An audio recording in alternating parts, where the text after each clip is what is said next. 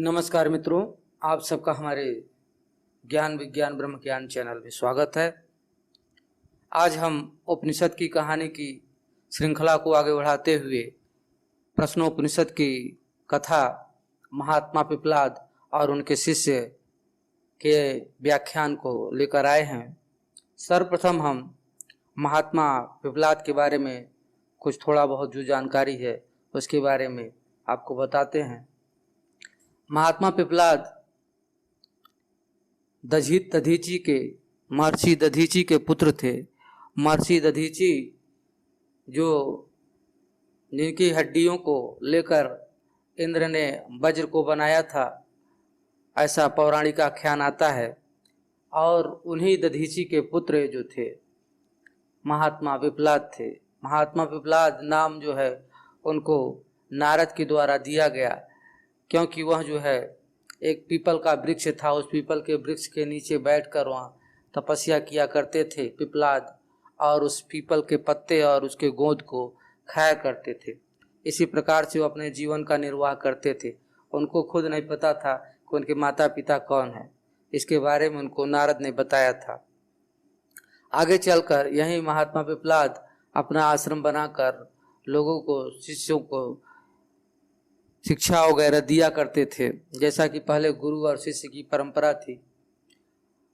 ऐसा ही चलता रहा। एक बार क्या हुआ, एक बहुत बड़ा यज्ञ चल रहा था और उस यज्ञ में चारों तरफ यज्ञ, पूजा पाठ और उपदेश वगैरह लोग कर रहे थे। उसमें जो है महात्मा पिप्पलाद का भी अपना एक स्थान था, जहाँ पर वह लोगों के जीवन को जीने की जो कला है और जो शुद्ध आचरण है उस पर उपदेश दे रहे थे कि मानव जीवन को सुख शांति से कैसे बिताते हैं। दया, धर्म, क्षमा, सत्य, अहिंसा, सेवा, सदाचरण आदि का मर्म समझाकर गृहस्थों के चित्त में श्रद्धा और अभियुत ज्ञान का बीज बोया जाता था। उनके अज्ञान अंधकार को दूर किया जाता था। इस बड़े मेले का प्रभाव इतना व्यापक पड़ता था कि देश में पूरे वर्ष भर तक लोग आपस में भाई भाई की तरह जीवन बिताते थे। न किसी से किसी का झगड़ा होता था, न कोई किसी का धन लेने की फिक्र रखता था। घर घर, गांव गांव में इसी के कारण आनंद की बंसी बजती थी। न कोई व्याधि आती थी, न कभी अकाल पड़ता था। संयोग से एक वर्ष ऋषियों के समाज में भरद्वाज के पुत्र सुकेशा, शिवी के पुत्र सत्यकाम, सौर्य के पुत्र गार्ग, कत्य के पुत्र कबंधी, भृगु के पुत्र वेदर्भी और अश्वल के पुत्र कौशल्य भी उपस्थित थे। यही सभी नवयुवक ऋषि वेद वेदांग के महान पंडित तथा परम तपस्वी थे। महात्मा पिप्पलाद की उपस्थिति से लाभ उठाने के विचार से उन सबों ने मिलकर यह निश्चय किया कि उनसे पूर्ण ब्रह्म ज्ञान की प्राप्ति की जाए। यह विचार निश्चित कर वह सभी ऋषि हाथ में समिधा, कुश, पुष्प तथा मृग चर्म लेकर महात्मा पिप्पलाद के समीप पहुँचे और अत्यंत श्रद्धा तथा विनय के साथ प्रणाम करते हुए बोले, महात्मन, हम सब ब्रह्म विद्या की प्राप्ति के लिए आपकी सेवा में उपस्थित हुए हैं। कृपा कर हमें उस परम गोपनीय ब्रह्म विद्या के से पूर्णतः परिचित कराइए।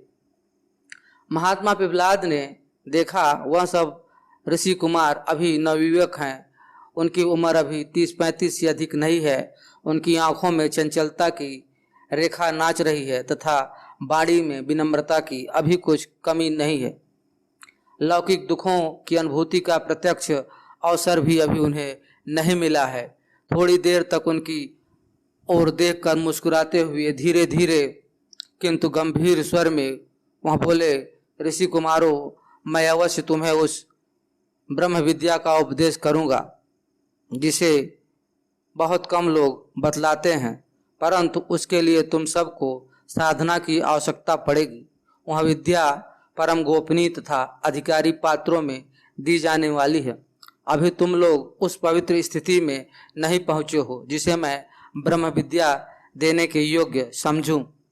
मैं मानता हूँ कि तुम सब परम तपस्वी और वेद वेदांत के पूर्ण पंडित हो, पर अभी तक तुम धैर्य, क्षमता एवं संतोष की सच्ची प्राप्ति नहीं हो सकी है। इसके लिए तुम्हें आवश्यक होगा कि मेरे साथ 1 वर्ष तक रहकर कठोर ब्रह्मचर्य एवं परम आस्तिक भाव से साधना करो। ऐसी मानसिक स्थिति में पहुंचो जहां विकल्प एवं बाधाओं का संचार नहीं होता। ऐसी साधना के बाद मैं तुम्हारे मन में उठने वाली सभी शंकाओं का समाधान करूंगा। इस कठोर व्रत को निर्बाध रूप से पूर्ण करने का विचार तुम सब पहले निश्चय कर लो, तब मुझे बताओ। छहो ऋषि कुमार बड़े असमंजस में पड़ गए, पर इसके सिवाय उनके सामने कोई दूसरा चारा था ही नहीं। थोड़ी देर तक वह सब आपस में एक दूसरे का मुंह ताकते रहे। कुछ क्षण बाद साहस बटोर कर कत्य के पुत्र कुमार कवंधी ने, जिसकी उम्र सबसे बड़ी थी, हाथ जोड़कर कहा, पूज्यवर, आपकी आज्ञा हमें सिर से स्वीकार है। यह हमारा परम सौभाग्य है कि आपके सतत सानिध्य का 1 वर्ष तक सुयोग मिलेगा, जिसके लिए हम मन में सदा लालायित रहते थे, उसकी प्राप्ति बिना प्रयास के ही हो रही है। अन्य ऋषि कुमारों ने भी कबंधी के कथन का मौन होकर अनुमोदन किया। उस समय उन सब के मुख पर प्रसन्नता की लहरें दौड़ रही थी, आंखों में उल्लास की बाढ़ आ गई थी। महात्मा पिपलाद ने कबंधी की ओर फिर से देखा।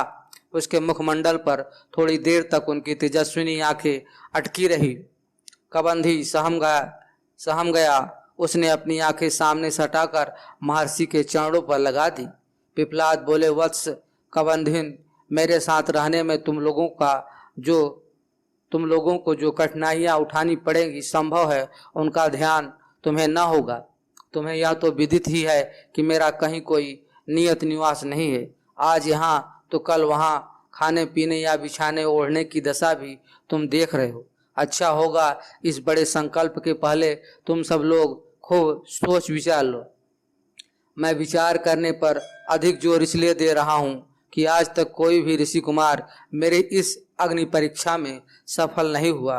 कुछ 6 महीना में छोड़ा तो कुछ ने बीच में ही छोड़ दिया। कबंधी थोड़ी देर तक विचारता रहा, फिर हाथ जोड़कर विनीत स्वर में बोला, पूज्य चरण, हमारे संकल्प कभी डिगने वाले नहीं होते। कम से कम मैं तो आपके चरणों के समीप रहकर अपना जीवन धन्य मानूंगा। मुझे इसमें कोई विकल्प न तो है और न कभी होगा। कबंधी चुप हो गया।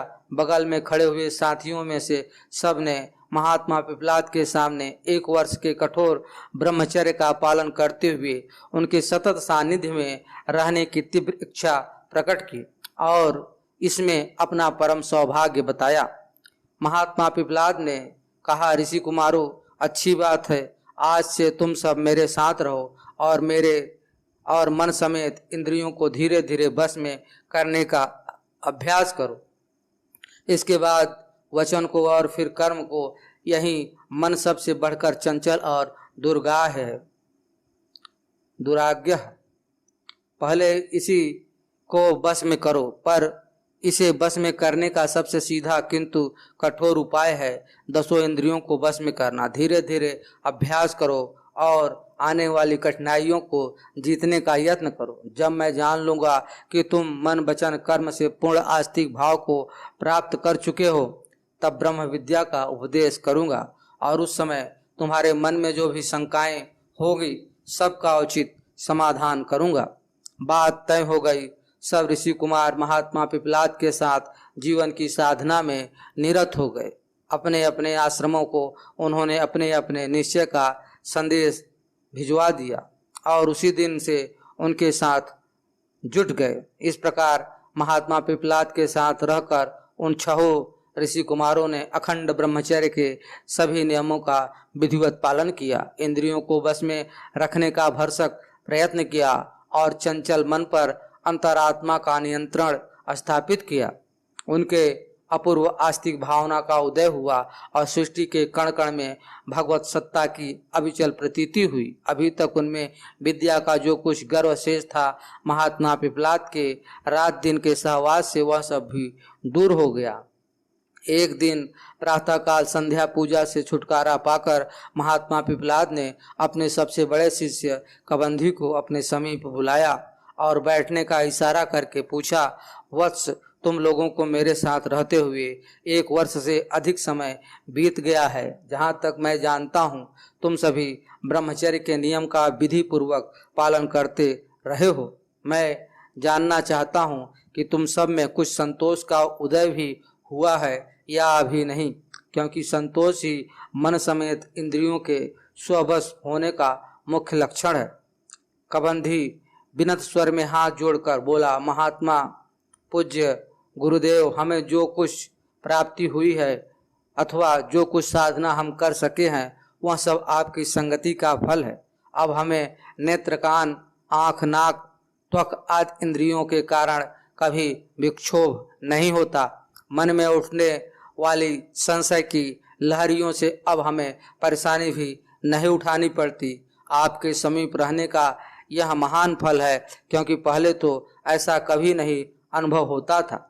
महात्मा पिपलाद कबंधी की बातों से कुछ गंभीर बन गए और थोड़ी देर तक निर्निमेष नेत्रों से उसकी ओर निरखते रहे।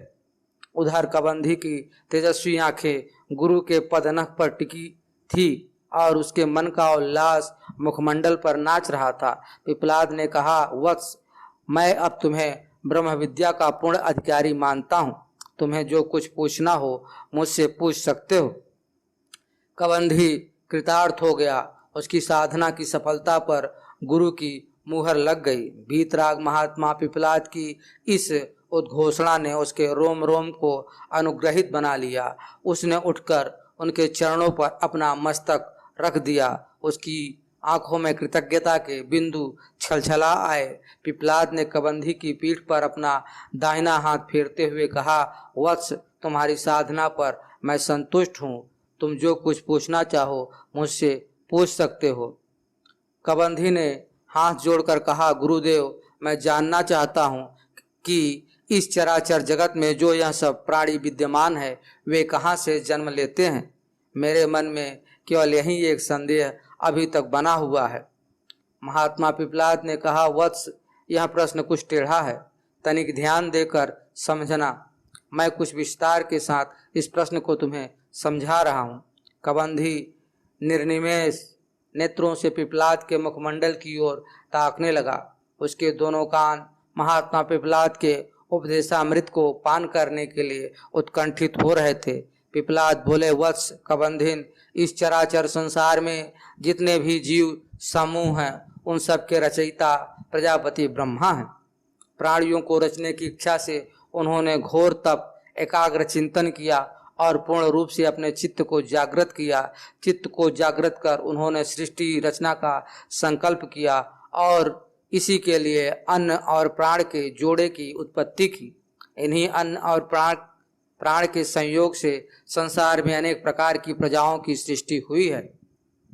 इन दोनों अन्न और प्राण पदार्थों में अन्न चंद्रमा और प्राण रूप अग्नि के अधिष्ठाता सूर्य हैं। प्रातः काल यहाँ सूर्य पूर्व दिशा में उदित होकर पूर्व दिशा के सब प्राणियों को अपने जीवनदायिनी किरणों से प्रकाश बिखेर कर छा लेता है और उसी प्रकार मध्याह्न में दक्षिण और सायंकाल पश्चिम दिशा में प्रकाश फैलाकर वहाँ के प्राणियों की अपनी किरणों में व्याप्त कर लेता है और इसी प्रकार उत्तर, ऊपर, नीचे और बीच में सर्वत्र अपने प्राणदायी प्रकाश को वहाँ फैलाता है और उन सब स्थानों में रहने वाले प्राणियों को अपनी जीवनदायिनी किरणों से छा लेता है। इस प्रकार वहाँ सूर्य सर्वव्यापी आत्मा का ही स्वरूप है। उसी से चराचर संसार के सभी जीव गण जन्म धारण करते हैं। कबंधी विस्मित नेत्र से अस्तंगत सूर्य की ओर ताकने लगा। गुरु की गंभीर वाणी में उसकी भावना को विश्वास का संबल तो मिल गया, पर मन की पूरी गांठ सुलझ न सकी। वह विनित स्वर में फिर बोल उठा, गुरुदेव, उस सूर्य का व्यापक स्वरूप मैं फिर से जानना चाहता हूँ। पिपलाद बोले, थोड़ी देर तक चुप रहकर बोले, वत्स, वह सूर्य विश्वरूप है, अनंत किरणों वाला है। यही कारण है कि इस विशाल संसार में उसकी किरणों की स्थिति सर्वत्र निर्बाध है। वह ज्ञान रूप ज्ञानवान है, सब प्राणियों का आश्रय स्वरूप है, समस्त जगत का नेत्र रूप भी वही है, अर्थात उसी के कारण संसार में आँख वालों को देखने की शक्ति प्राप्त होती है। यही नहीं, प्राणियों के प्राण रूप अग्नि उसी के तेज पुंज के लघुकण हैं। ठीक उसी तरह जैसे बहुत बड़े अंगार की एक छोटी चिंगारी। कबंधी ने कहा, गुरुदेव, यह बात तो मेरी समझ में आ गई, पर मैं यह जानना चाहता हूँ कि उस सूर्य को यह हम प्राणी किस प्रकार प्राप्त कर सकते हैं और उसकी स्थिति और गति किस प्रकार की है।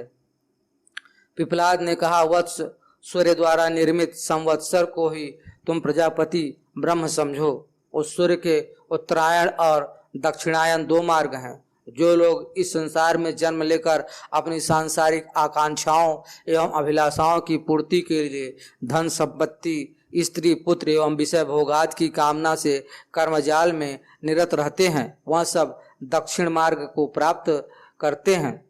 वह पितरों का अथवा मृत्यु का मार्ग कहा जाता है। ऐसे सभी लोग उस दक्षिण मार्ग द्वारा चंद्रमा का लोक प्राप्त करते हैं और बारंबार अपने कर्मों के अनुसार जन्म धारण करते हैं और मरते रहते हैं। पर इसके विपरीत जो लोग ब्रह्मचर्य, तपस्या, श्रद्धा और ज्ञान के द्वारा आत्म स्वरूप की खोज करते हैं और धीरे धीरे उस प्राण रूप सूर्य का वास्तविक स्वरूप पहचान लेते हैं, वह उत्तर मार्ग से जाकर अमरों का सूर्य लोक प्राप्त करते हैं। वही सूर्य लोक समस्त प्राणों का अविनश्वर आश्रय है। जो लोग एक बार इसे प्राप्त कर लेते हैं वह फिर कभी लौट कर यहाँ नहीं आते। यह सूर्य प्राणियों के जन्म मरण के चक्कर को अवरुद्ध करता है, इसलिए उसे निरोध भी कुछ लोग कहते हैं। इस परमपिता सूर्य के बारे में विद्वानों की विविध राय है। जो लोग केवल काल का ज्ञान रखते हैं वह कहते हैं कि 5 ऋतुएं इस सूर्य के 5 चरण है। ऐसे लोगों की राय में हेमंत और शिशु ऋतु की अलग सत्ता नहीं है। वह लोग यह भी मानते हैं कि चैत्र आदि 12 मास उसके 12 अंग है। इस समस्त चराचर सृष्टि का जन्मदाता होने के नाते वह सबका आदि पिता है। पर कुछ दूसरे विद्वानों की राय में वह सर्वज्ञान स्वरूप है और सचराचर जगत में सूक्ष्म रूप का जन्मदाता है। जैसा कि मैं अभी तुमसे बता चुका हूँ कि वह 7 प्रकार की रंगीन किरणों से सुशोभित होने के कारण 7 ज्ञान चक्रों से सुशोभित और बसंत आदि 6 ऋतु रूपी अरे से बने हुए काल रूपी रथ पर समासीन है। इसी सूर्य में समस्त चराचर जगत प्रतिष्ठित होकर रथ के पहियों की तरह सर्वदा घूमता रहता है। कभी एक स्थिति व एक प्रतिष्ठा में वह नहीं रह सकता। हे तात, इनमें से कोई भी राय मानी जाए, पर यही सूर्य रूपी ब्रह्म स्थूल तथा सूक्ष्म दोनों रूपों से समस्त चराचर सृष्टि का आदिम और एकमात्र कारण है। इसी से समस्त जगत के प्राणी जन्म लाभ करते हैं। महात्मा पिपलाद की इन बातों से कबंधी का संदेह निराकृत हो गया। उसकी आंखें एक अपूर्व ज्योति की आभा से चमक उठी और उसका निर्मल हृदय सात्विक आनंद के अतिरेक से उमड़ पड़ा। वह गुरु चरणों के पवित्र धूल को अपनी आंखों में लगाकर परम तेजस्वी बन गया।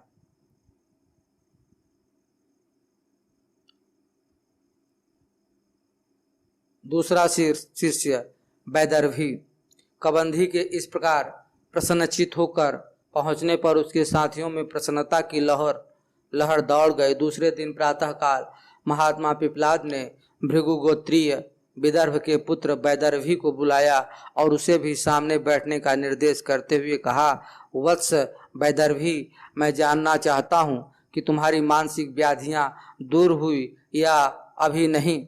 वैदर्भी ने विनम्र भाव से हाथ जोड़कर कहा, पूज्य गुरुदेव, इस संसार में ऐसा अभागा प्राणी कौन होगा जो इतने दिनों तक आपके चरणों के समीप रहकर भी मानसिक व्याधियों का शिकार बने।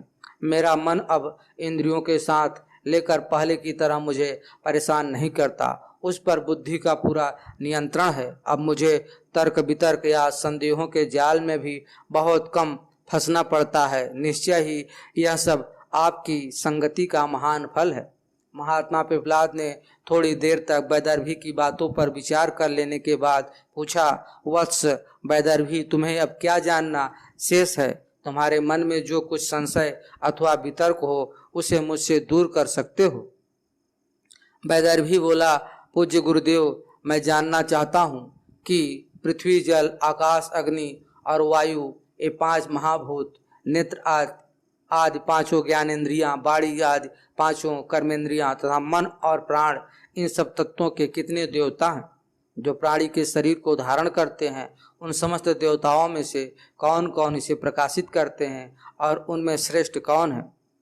वैदर्भी के प्रश्न को सुनकर महात्मा पिपलाद मुस्कुराए और थोड़ी देर तक चुप रहने के बाद बोले, वत्स, यह सब देवता पृथ्वी, जल, आकाश, अग्नि, वायु, बाड़ी, मन, नेत्र और श्रोत्र अर्थात कान है। यह सभी मिलकर प्राणी के शरीर को धारण करते हैं। सब परस्पर के संयोग से ही इसे प्रकाशित करते हैं और इनमें श्रेष्ठ प्राण है। इस प्रसंग में मैं तुझे एक आख्यायिका बतला रहा हूँ जो बड़ी मनोरंजक है। एक बार इन सभी इंद्रियों में परस्पर बड़ा झगड़ा उठ खड़ा हुआ कि सबसे बड़ी कौन इंद्रिय है। सब अपने अपने को बड़ी और दूसरे को छोटी बतलाने लगे। आँख को अपनी शक्ति पर बड़ा नाज था। उसने ऐंठते हुए कहा, तुम सब मेरे ही भरोसे पर अपना अपना काम करते हो। यदि मैं एक क्षण के लिए भी बैठ जाऊं तो सारा शरीर निकम्मा और व्यर्थ बन जाएगा। वाणी ने गरज कर नेत्र आदि सभी इंद्रियों को चुप रहने का आदेश देते हुए कहा, मेरे बिना तो एक क्षण भी काम नहीं चल सकता। मैं आँख, कान आदि सभी इंद्रियों के अभाव में शरीर को धारण किए रह सकती हूँ।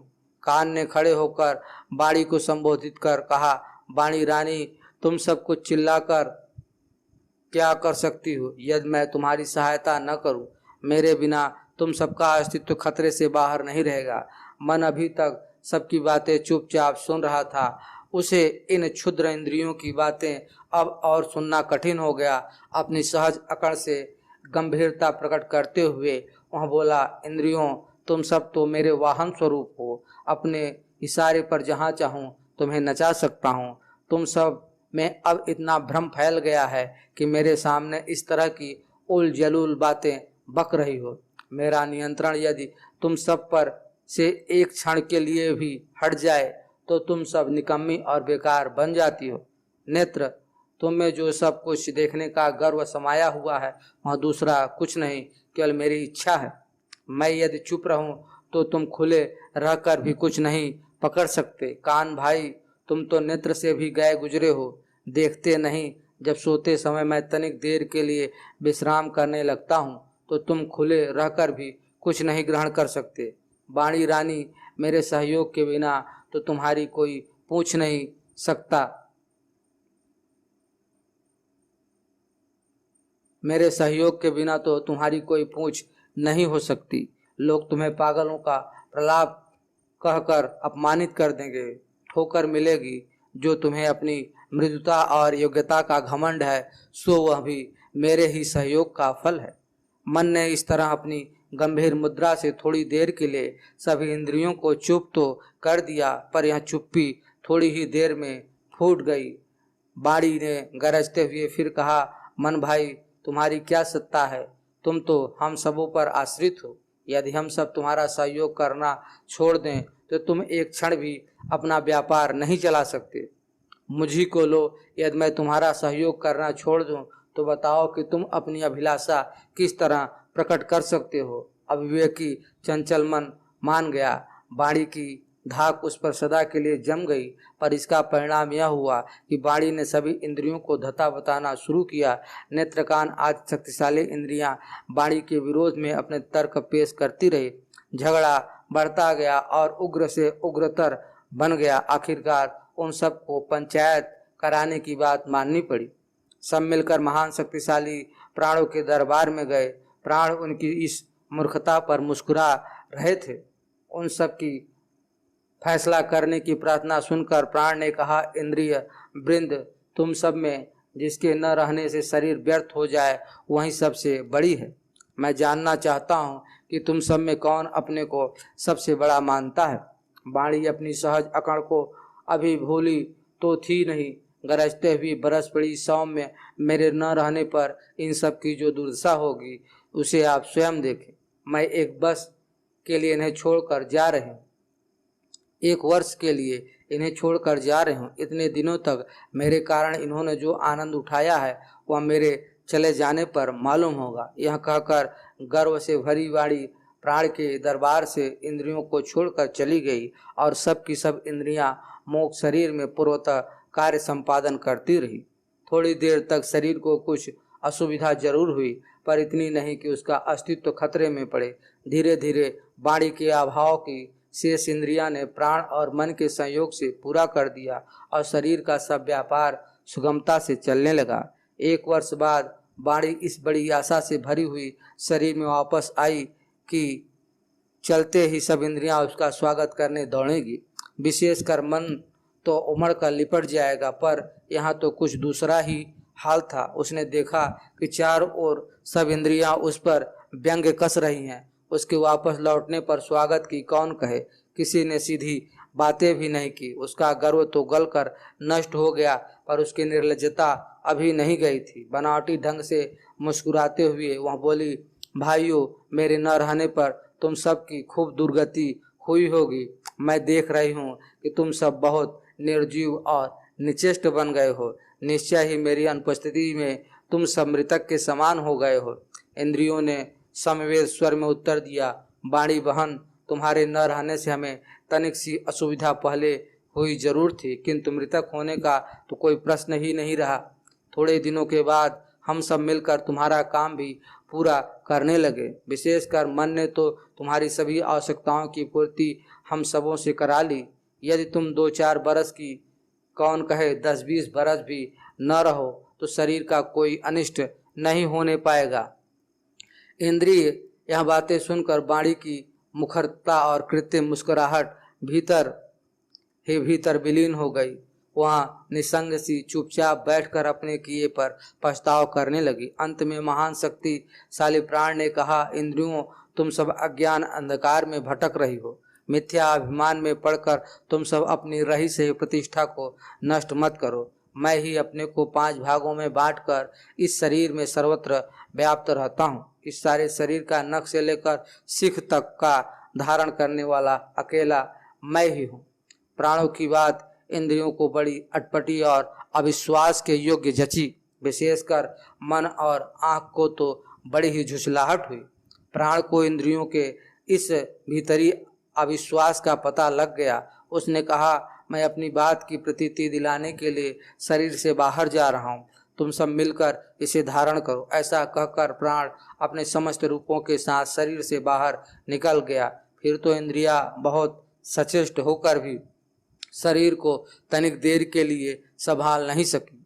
मन की सारी इच्छाएं, आँख की सारी चेष्टा और कान आदि की सारी क्रियाएं निष्फल रही। प्राण के साथ ही उन सब का स्पंदन जाने कहाँ विलीन हो गया। थोड़ी देर तक सारा शरीर निश्चेष्ट, निष्पन्न और निसंग पड़ा रहा। आंखें खुली हैं, पर रूप ग्रहण की शक्ति उनमें नहीं है। कान खड़े हैं, पर समीप में होने वाले शब्द का उनसे कोई मतलब नहीं है। मुख पर मक्खियां भिनभिना रही हैं, पर न तो वाणी में निषेध करने की शक्ति है और न हाथों में उठकर उन्हें उड़ाने की इच्छा है। इस प्रकार थोड़ी देर तक शरीर में पड़े रहने के बाद प्राण वापस चले आए। उनके प्रवेश करते ही सब इंद्रियां भी अपनापे को प्राप्त हो गई। हाथ ने उठकर मक्खियों को दूर किया, वाणी ने अपनी व्यथा को प्रकट करते हुए उफ का उच्चारण किया और मन ने अपनी इच्छा से शरीर को उठाकर पैरों पर खड़ा कर दिया। इस प्रकार इंद्रियों ने यह समझ लिया, इस शरीर में सबसे प्रधान कौन है और कितना किनका महत्व है। वाणी ने तो अपनी भूल स्वीकार कर प्राणों की विशेष विनती की, हे वत्स, इस प्रकार इस निखिल ब्रह्मांड में प्राण ही एकमात्र सर्वशक्तिमान है। यहीं प्राण अग्नि रूप से प्रज्वलित होता है, सूर्य रूप से समस्त जगत में प्रकाश फैलाता है, इंद्र रूप से प्रजा का पालन एवं असुरों का विनाश करता है, मेघ रूप से वृष्टि करके सारी प्रकृति को शांति देता है, 7 प्रकार के वायु रूप में सृष्टि चक्र को गतिमान बनाता है और चंद्रमा के रूप में समस्त अन्न एवं औषधियों को जीवन दान देकर स्निग्धता बरसाता है। इस विनाशी विश्व में सत व असत, स्थूल व सूक्ष्म जो कुछ भी पदार्थ तुम देख रहे हो, सब एकमात्र कारण यही प्राण है। सबका एकमात्र कारण यही प्राण है, वही सबको धारण करता है। उसी का नाम अमृत अथवा अविनाशी भी है, क्योंकि वह न तो कभी मरता है और न कभी विनाश को प्राप्त होता है। हे तात, हाथ पैर नेत्र सूत्र आदि जो भी इंद्रियां ग्राम व शरीरस्थ देवता हैं, वह सब उसी प्राण के अनुगामी हैं। जिस प्रकार मधु के छत्ते से मक्खियों की रानी उड़कर जब चली जाती है, तब सब की सब मक्खियां भी उसी के पीछे उड़ जाती हैं, और जब वहां कर बैठती है तब सब की सब आकर बैठ जाती हैं। उसी प्रकार इस शरीर से प्राण के चले जाने पर यह सभी इंद्रियां भी चली जाती हैं और स्थित रहने पर स्थित रहती हैं। रथ के पहिए की नाभि धुरी में जिस तरह सब अरे आकर स्थित पाते हैं, उसी प्रकार इस प्राण में समस्त चराचर जगत स्थित है। संसार में स्थित स्थूल पदार्थ ही नहीं, वरन ऋग्वेद यजुर्वेद सामवेद आदि भी जो ज्ञान की चर्चा की गई है, वह सब भी इसी प्राण के आधार पर प्रतिष्ठित हैं। संसार में जो कुछ भी यज्ञ यज्ञादि एवं कर्मकांड के जाल बिछे हुए हैं, ब्राह्मण क्षत्रिय आदि का रूप धारण कर उन सब का करने वाला यह प्राण ही है। वत्स, अब मैं समझाता हूँ कि तुम्हारे मन में शरीरस्थ देवताओं की स्थिति के बारे में जो संदेह रहा है वह दूर हो गया होगा। अब मैं समझता हूँ कि तुम्हारे मन में शरीरस्थ देवताओं की स्थिति के बारे में जो संदेह रहा है वह दूर हो गया होगा। प्राणों की महत्ता के बारे में यदि तुम्हें अब भी कुछ संदेह बना हो तो मुझसे पुनः पूछकर उसको दूर कर सकते हो। वैदर्भी के निश्चल हृदय में प्राण विद्या की इस शुभ्र प्रकाश की किरणें अटखेलियां कर रही थी और संदेह के बादलों का कहीं कोई पता भी नहीं था। उसने हाथ जोड़कर बिंद स्वर में कहा, गुरुदेव, प्राण की महत्ता और शरीरस्थ इंद्रियों देवताओं की अवस्थिति और प्रतिष्ठा में अब मुझे तनिक भी संदेह नहीं रह गया।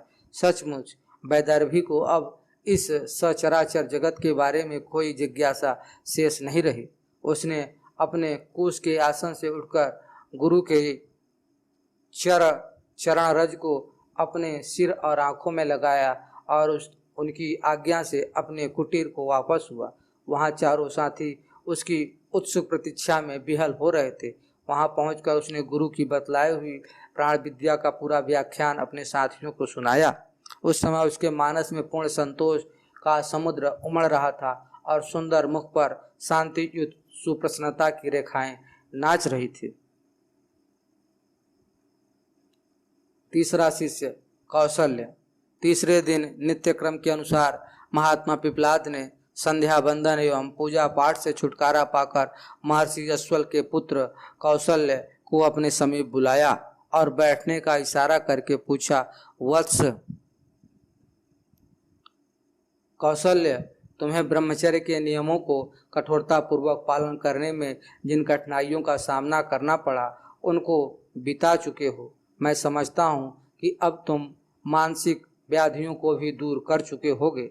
मन समेत इंद्रियों को जीतने में शुरू में कठिनाई जरूर होती है, पर बाद में जो सच्चा सुख और जो सच्ची शांति मिलती है उसका अनुभव भी तुम्हें हुआ होगा। मैं जानना चाहता हूँ कि अब तुम्हें संसार में क्या जानना शेष है।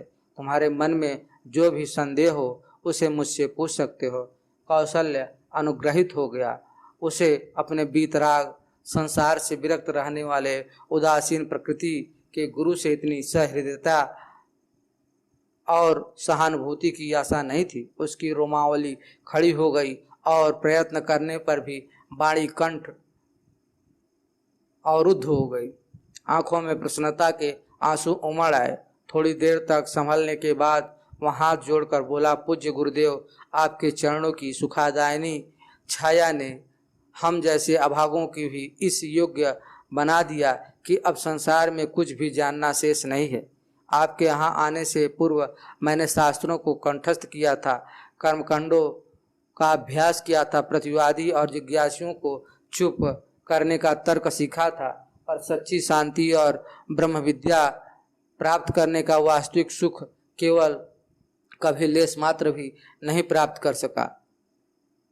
अशांति और संशय के बादलों में विद्या के शुभ्र प्रकाश का सुख उठाने का कभी क्षण मात्र का भी अवसर नहीं मिला। पर आपकी संगति ने आज मुझे आनंद समुद्र में निमज्जित सा कर दिया। गुरुदेव, मुझे अब केवल एक ही प्रश्न पूछना है, वह यह है कि कल आपने भाई विदर्भ को उपदेश करते समय जिस प्राण की महत्ता बतलाई है, उसके बारे में मैं यह जानना चाहता हूँ कि वह प्राण कैसे और कहाँ से उत्पन्न होता है, वह किस प्रकार इस शरीर में प्रवेश करता है। प्राण और इंद्रियों के संवाद में आपने बतलाया था कि सारे शरीर में एक प्राण ही 5 रूपों में विभक्त होकर स्थित रहता है।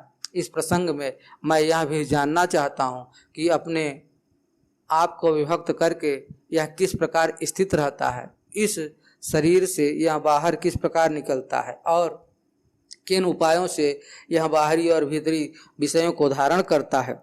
भगवान, इस विषय को लेकर मेरे मन में संदेह फैल रहा है।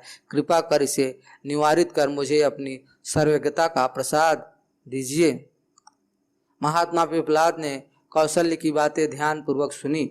उसकी सरलता और निश्चलता का उन पर भी थोड़ा प्रभाव पड़ा। कुछ देर तक सोचने विचारने के बाद वह बोले, वत्स कौशल्य, प्राण के बारे में तुम बड़ी गूढ़ बातें पूछ रहे हो। तुम्हारी निर्मल मति को देखते हुए मुझे विश्वास है कि इस विषय में मैं जो बातें तुम्हें बताऊंगा उन्हें धारण करोगे। ब्रह्म विचार में निरत रहने वाले तुम्हारे जैसे नैष्ठिक ब्रह्मचारी शिष्य के लिए मेरे पास कुछ भी अधेय नहीं है। सुनो, प्राण के बारे में मैं विस्तार पूर्वक तुम्हें बतला रहा हूँ। वत्स, इस सर्वशक्तिमान सर्वव्यापी प्राण की उत्पत्ति आत्मा से होती है। जैसे दिन हो या रात मनुष्य के पीछे उसकी छाया सदा रहती है, उसी प्रकार आत्मा के साथ यह प्राण रूपी छाया सदा लगी रहती है। आत्मा को छोड़कर उस प्राण की कोई स्थिति नहीं है। यह प्राण मन के संकल्प से कामना अर्थात अभिलाषा में और कामना से भौतिक शरीर में प्रवेश करता है। यही सारे शरीर का एकमात्र स्वामी है। शरीरस्थ इंद्रियों में जो अलग अलग प्राणों की स्थिति प्रतीत होती है, वह सब इसी के अनुगामी व अंतर्भूत हैं। यह प्राण ही इन सबको अपनी अपनी सीमा में विशेष विशेष प्रकार से कामों को करने के लिए नियुक्त करता है। इसे इस तरह से समझो, जिस प्रकार से कोई सम्राट अपने अधीन रहने वाले छोटे मोटे करद राजाओं को यह कहकर नियुक्त करता है कि तुम सब अमुक स्थान में रहकर इतने ग्रामों या इतने इलाके पर शासन करो और अमुक स्थान पर जाकर इतने अधिक देशों पर अपना अधिकार जमाओ। उसी प्रकार यह प्राण भी अपने अधीनस्थ शरीरगत अनन्यान प्राणों की अनुशासित करता है। उसके विभाग इस प्रकार हैं। मनुष्य शरीर के निचले भागों में वह अपान वायु को प्रतिष्ठित करता है। स्वयं श्रेष्ठ इंद्रिय मुख और नाक के छिद्रों से निकलकर आँखों और कानों में प्रवेश करता है। बीच में पेट के समान वायु को अवस्थित करता है, जिसका काम है पेट की अग्नि में आहूत रूप में डाले गए अन्न को शरीर में समान रूप से पहुँचाना। इसी प्रकार उदान रूप में वह कंठ में अपना एक रूप प्रतिष्ठित करता है, जो छींक जम्हाई आदि के रूप में कभी कभी मुख से विकृत होकर बाहर निकलती है। प्राण का 5वां रूप बयान है, जो समस्त शरीर में व्यापमान रहता है। वास्तव में इन 5 का मूल रूप एकमात्र प्राण ही है। 5 रूपों में उसकी अवस्थिति प्राणधारियों के शरीर के रक्षार्थ ही होती है। पेट में स्थित जिस अग्नि की बात मैंने अभी की, उसका काम है पेट में हवन किए गए अन्न को पचाकर सारे शरीर को पोषक तत्व देना। पेट की इस अग्नि में जब अन्नाद की आहुति होती है, तब उससे 7 ज्योतिर्मयी लपटें ऊपर की ओर निकलती हैं, जो दोनों आँखों, दोनों कानों, नाक के दोनों छिद्रों तथा मुख को अपने अपने कर्तव्य कर्म का प्रकाश बिखेरती रहती हैं। अश्वल ने कहा, भगवान, आपने जिस आत्मा की चर्चा की है, प्राण छाया की भांति जिसके अनुगामी रहते हैं, उसकी स्थिति मनुष्य शरीर में कहाँ होती है? प्राण उसका अनुगमन किस प्रकार करता है? इस बात को तनिक सरल करके समझाइए। पिपलाद बोले, वत्स, वह आत्मा निश्चय एवं अस्थायी रूप से हृदय में अवस्थित है। कहा जाता है कि इसी हृदय से 101 मुख्य नाड़ियाँ जुटी हुई हैं, जो सारे शरीर में ऊपर से लेकर नीचे तक फैली हुई हैं। उन मुख्य नाड़ियों में से प्रत्येक के साथ 100 शाखाएं छोटी छोटी नाड़ियां जुड़ी हैं, जो प्रत्येक अंगों के छोटे छोटे उपांगों में हृदय के स्पंदन का संबंध जोड़ती है। उन छोटी छोटी शाखा नाड़ियों में और भी छोटी छोटी नाड़ियां संबंध होती हैं। मैंने जिस व्यान नामक वायु की चर्चा अभी ऊपर की है, वह सब इन्हीं सब नाड़ियों में से सदा विचरण करती रहती है। सोते जागते उठते बैठते मानव के शरीर में वह सदा अविराम गति से प्रवाहमान रहती है। हृदय में स्थित अभिकारी आत्मा का अनुगमन इसी प्रकार प्राण करते हैं। हे तात, मैंने जिस 101 नाड़ियों की चर्चा ऊपर की है, उनमें से एक सुषुम्ना नाड़ी ऊपर की ओर जाती है। उसी में होकर प्राण का एक रूप उदान वायु, जिसकी चर्चा ऊपर की जा चुकी है, प्रवाहमान होती है। ये उदान वायु मनुष्य के पाप पुण्य कर्मों का फल दिलाने में कारण बनती है। मनुष्य अपने सात्विक पुण्य कर्मों द्वारा पुण्य देवलोक या स्वर्ग, तामसिक पाप कर्मों द्वारा पाप लोक या नरक तथा पाप पुण्य में राशिक कर्मों द्वारा मनुष्य लोक को प्राप्त करता है। सुषुम्ना नाड़ी में संचरण करने वाली यह उदान मनुष्य की विचार शक्ति के केंद्र मस्तिष्क में भी गतिमान होती है। पाप पुण्य में कर्मों का जाल बुनने वाली यही मस्तिष्क ही है। इसी परंपरा संबंध से इस वायु को पुण्य पाप में लोगों को प्राप्त कराने वाली बतलाया गया है। अश्वल और गंभीर बन गया।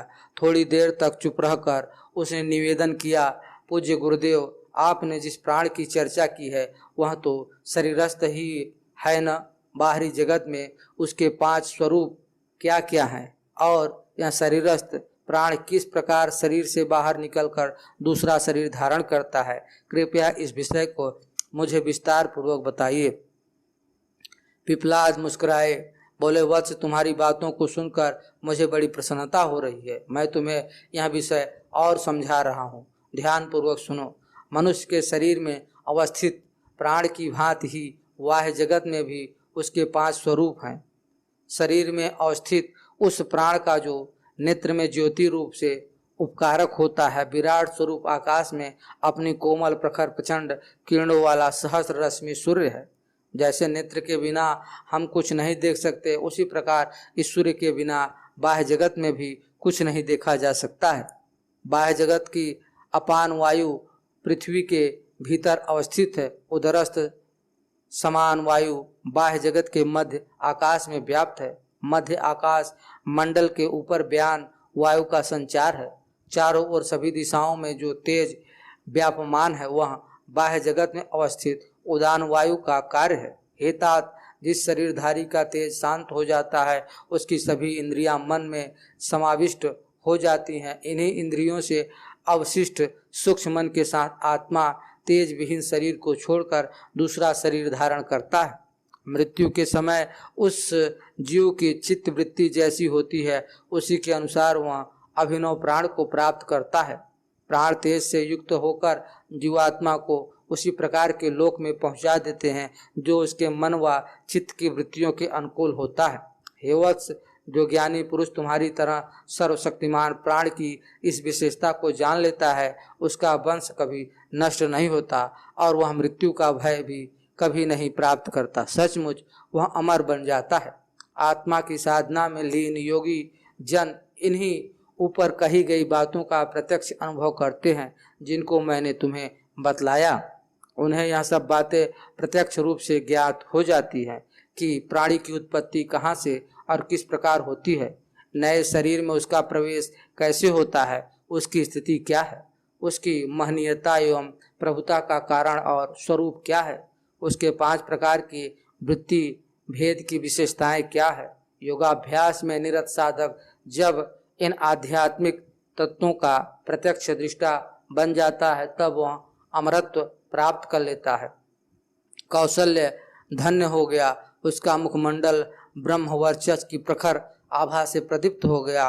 अमृतों में संतोष और शांति के सरोवर से में निमज्जित की भांति उसके सभी संताप दूर हो गए।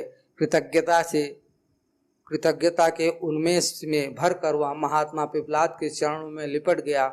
महात्मा ने अपने सच्चे जिज्ञासु शिष्य कौशल्य को उठाकर छाती से लगा लिया और यह आशीर्वचन कहते हुए जाने की आज्ञा दी कि वत्स, इस संसार में तुम्हें कोई वस्तु अज्ञात नहीं है। गुरु के चरणों की पवित्र धूल लगाकर कौशल्य अपने कुटीर की ओर वापस लौटा, जहाँ उसके साथी उत्सुक नेत्रों से उसका मार्ग देख रहे थे। वहां पहुंचकर उसने अपने साथियों को अभिवादन किया और गुरु से प्राप्त की गई प्राण विद्या के व्याख्यान को यथामति कह सुनाया। चौथा शिष्य सत्यकाम। अगले दिन सवेरे प्रातः काल की संध्या पूजा समाप्त कर महात्मा पिपलाद ने नित्य क्रम के अनुसार शिवी के पुत्र सत्यकाम को अपने समीप बुलाया। सत्यकाम की उम्र अपने साथियों में सबसे छोटी थी, पर उसके शरीर का गठन और सौंदर्य निराला था। ब्रह्मचर्य की पूर्णता से उसके तेजस्वी मुखमंडल की शोभा अनुपम थी। अंग प्रत्यंगों में बिजली की भांति उत्साह और कर्मण्यता की लहर दौड़ा करती थी। वह अपने साथियों की सेवा में भी उसी तरह दत्तचित्त रहता था जिस तरह गुरु की। यही कारण था कि सब साथियों को वह परम प्रिय था। पर इन सब बातों के होते हुए भी उसकी बुद्धि कुछ मंद थी। वेद मंत्रों को कंठस्थ करने के सिवाय उसे ईश्वर, प्रकृति और जीव के झमेले में तर्क वितर्क करना बहुत अच्छा नहीं लगता था। वह ज्ञान पिपासु कम और भक्त अधिक था। ज्ञान की कट्टरता में उसकी निष्ठा उतनी नहीं थी जितनी भक्ति व सेवा में। दूसरे साथी जब आपस में बैठकर विविध वेद मंत्रों पर शास्त्रार्थ या तर्क वितर्क करते करते थक जाते तो वह उनके खाने पीने या विश्राम करने की चिंता में लगा रहता था। पर इसका यह अर्थ भी नहीं था कि वह निरा भोंदू था और अपने पाठ को कंठस्थ करने या पढ़ने लिखने में किसी प्रकार का आलस्य करता था। महात्मा पिपलाद के आदेश से चरणों की वंदना कर जब सत्यकाम उनके सम्मुख बैठा तब उन्हें ज्ञात हुआ कि सत्यकाम कितना तेजस्वी और कितना विनीत हो गया है। उस समय उसके हृदय और मन की निश्चलता उसके प्रदीप्त गौर मुखमंडल पर एक अनूठी आभा फैला रही थी। उसकी आंखों में गुरु के प्रति असीम श्रद्धा भाव की रेखाएं नाच रही थी और मुख पर निष्कपट विनय और सहज मुस्कुराहट की छाप शोभायमान थी। वीतराग महात्मा पिपलाद के हृदय में भी उसकी इस विनीत मुद्रा ने आज एक अपूर्व स्नेह का स्रोत उमड़ा दिया। थोड़ी देर तक सत्यकाम की ओर देखते हुए वह बोले, वत्स, तुम्हारे तेज और निष्कपट सेवा व्यवहार से मुझे संदेह नहीं रहा कि तुम्हारा ब्रह्मचर्य कितना अटूट और तुम्हारी निष्ठा कितनी अनुपम है। तुम मेरे ही नहीं अपने साथियों के भी प्यारे हो। इतने दिनों तक तुमने जिस भक्ति भावना से अपने पवित्र शिष्य धर्म का पालन किया है, मैं उससे प्रभावित हूँ। तुम्हारे मानसिक संतोष और हृदयगत शांति की छाया तुम्हारे मुखमंडल पर विराज रही है। मुझे तुम्हारे कृत विद्या होने में अब कोई संदेह नहीं है, पर मैं फिर भी जानना चाहता हूँ कि तुम्हारे मन में कोई संदेह तो नहीं है या किसी पदार्थ की स्थिति में तुम जिज्ञासा तो नहीं रखते। सत्यकाम चुपचाप गुरु के चरण पर अपनी अभी तक दृष्टि गड़ाए ताकता रहा। उसकी आंखें गुरु की स्नेह भरी बातों से भर आई। स्वर में कंठ के भारीपने से रुकावट हो गई। निर्मल मानस में एक विचित्र संक्षोभ सा होने लगा और वह सोचने लगा कि यह सब क्या है। थोड़ी देर तक चुप रहकर वह किसी प्रकार बोला, पूज्य गुरुदेव, मेरे मन और हृदय में किसी तरह का कोई भी संदेह या जिज्ञासा नहीं है। मुझे तर्क वितर्क या वाग्जाल में कोई विशेष रुचि नहीं है। मैं इतना संतुष्ट हूँ कि कभी किसी वेद मंत्र पर या आपके किसी उपदेश पर कोई संदेह मेरे मन में उठा ही नहीं। मेरा परम ध्येय आपकी सेवा ही रहा है। मेरे लिए तो सेवा ही परम ब्रह्म है और आपका बताया हुआ प्रणव मंत्र ओम ही सर्व विद्याओं का निधि है। मेरे लिए इनसे बढ़कर न तो कोई ध्येय रहा और न होगा। महात्मा पिपलाद ने कहा, वत्स, तुम्हारी साधना सफल है। सचमुच इस नासमान संसार में ओमकार से बढ़कर दूसरी कोई विद्या नहीं है और सेवा से बढ़कर दूसरा कोई ध्येय नहीं है। तुम इसी ओमकार के बारे में मुझसे विशेष जानकारी प्राप्त कर सकते हो। सत्यकाम ने विनित स्वर से पूछा, पूज्य गुरुदेव, मैं उस ओमकार की महिमा पूर्णता जानना चाहता हूँ जो विद्वान व्यक्ति मृत्यु के समय तक ओमकार के ध्यान में लगा रहता है, उसके निखिल महत्व को जान लेता है, उसकी सारी गोपनीयता को भेद कर उसके अंत तक पहुँच जाता है, वह अंत में किस लोक को प्राप्त करता है, मैं केवल यही जानना चाहता हूँ। महात्मा पिपलाद ने कहा, वत्स सत्यकाम, तुम्हारी यह जिज्ञासा तुम्हारी भक्ति भावना के अनुकूल ही है और उस ओमकार के महत्व को मैं बतला रहा हूँ, ध्यान पूर्वक सुनो। बेटा, यह ओमकार ही निश्चय रूप से परम ब्रह्म है। इसे तुम अपर ब्रह्म भी जानो, जो अनादि और अविनाशी ब्रह्म सृष्टि के कण कण में व्याप्त रहने वाला है और इस चराचर जगत के निर्माण और विनाश में सर्वदा समान रूप से व्याप्त है, जिसे अजर अमर और परम पुरुष भी कहते हैं। उसका यह ओमकार ही एकमात्र प्रतीक है। उस परम तत्व से उत्पन्न प्राण तत्व भी वही है। इसी ओमकार के द्वारा ही उस परम पुरुष के दोनों उक्त स्वरूपों का ध्यान होता है। ध्यानी पुरुष अपने ध्यान के स्वरूप के अनुसार इन दोनों रूपों में से एक को प्राप्त करने की चेष्टा करता है। सत्यकाम ने कहा, भगवान ब्रह्म के जिन दोनों रूपों की चर्चा आप कर रहे हैं, उन्हें तनिक विस्तार से मुझे बतलाने की कृपा करें। पिपलाद ने कहा, वत्स, ब्रह्म के वह दोनों रूप अनादि और अनंत अर्थात सृष्टि काल से भी आदिम और प्रलय काल से भी पीछे तक वर्तमान रहने वाले हैं। सर्वदा एक रूप में सर्वत्र व्याप्त रहने वाले उस ब्रह्म के ये दो रूप साधकों को भावना के अनुसार होते हैं। वास्तव में उनमें कोई भेद नहीं है। जो बुद्धिमान पंडित लोग इस ओमकार की केवल एकमात्र मात्रा का ध्यान करते हैं और उसी के अनुसार ब्रह्म के केवल प्रारंभिक रूप का चिंतन करते हैं, वह ऋग्वेद के मंत्रों से प्रभावित होकर नए सिरे से इस पृथ्वी पर मनुष्य योनि में जन्म धारण करते हैं और अपने पूर्व जन्म के संचित ज्ञान की पिपासा के संस्कार से प्रेरित होकर पुनः तुम्हारी तरह तपस्या में लीन होते हैं और ब्रह्मचर्य धारण करके श्रद्धा और भक्ति के साथ ब्रह्म की अपार महिमा का सर्वत्र अनुभव करते हैं।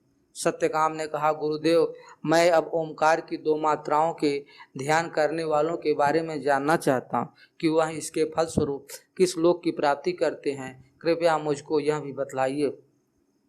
पिपलाद ने कहा, वत्स, जो विद्वान भक्ति समेत ओमकार की दो मात्राओं का ध्यान करते हैं अर्थात उसके आदिम और मध्य रूप के महत्व को समझने में जी जान से जुड़ जाते हैं, वह यजुर्वेद के मंत्रों का ज्ञान प्राप्त करके चंद्रलोक में पहुंचते हैं और वहां देवताओं की भांति बहुत दिनों तक दिव्य सुखों की अनुभूति करके फिर मनुष्य लोक में पहुंचते हैं और यहां आकर अपने पूर्व जन्म के संचित ज्ञान को आगे बढ़ाने के लिए फिर साधना में निरत हो जाते हैं। उनकी साधना फिर सफल होती है। अपने पूर्ण ब्रह्मचर्य का पालन करते हुए वह श्रद्धा और भक्ति समेत ब्रह्म की महिमा का सर्वत्र अनुभव करते हैं। सत्यकाम ने विनीत स्वर में पुनः पूछा, गुरुदेव, अब मैं ओमकार की तीन मात्राओं के ध्यान करने वालों की साधना का फल जानना चाहता हूँ। वह लोग अपनी अविरत साधना से किस लोक को प्राप्त होते हैं, इसे भी मुझे कृपा कर इसी तरह स्पष्ट करके बताइए। महात्मा पिपलाद मुस्कुराते हुए बोले, वत्स सत्यकाम, जो पंडित जन तीनों मात्राओं से युक्त ओमकार के पूर्ण स्वरूप का ध्यान करते हैं और उसी के द्वारा ब्रह्म के सर्वव्यापी स्वरूप का बोध करते हैं, वह परम तेजोमय सूर्य के लोक को प्राप्त करते हैं। उस सूर्य लोक में पहुंचकर वे साधक जन अपनी वासनाओं को इस तरह छोड़ देते हैं जैसे सांप अपनी पुरानी केंचुल को छोड़ देता है।